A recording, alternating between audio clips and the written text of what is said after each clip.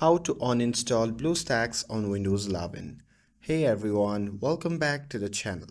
In today's video, I'm going to show you how to completely uninstall BlueStacks from your Windows PC.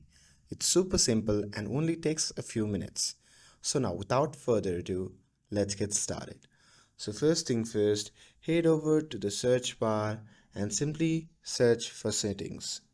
And simply open the settings, and here once you have opened the settings, simply click on the apps which can be seen in the left sidebar, and here once you are inside the apps, simply click on install apps, and here from the list simply scroll down and search for BlueStacks.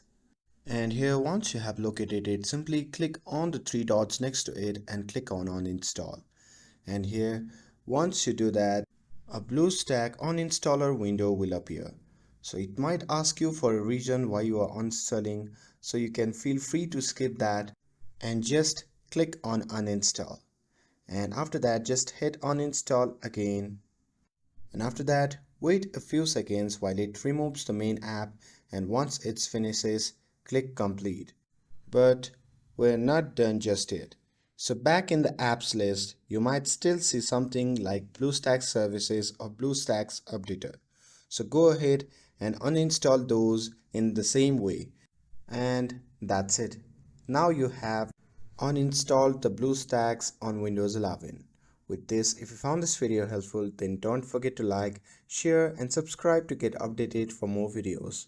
Thanks for watching, and I'll see you in the next video.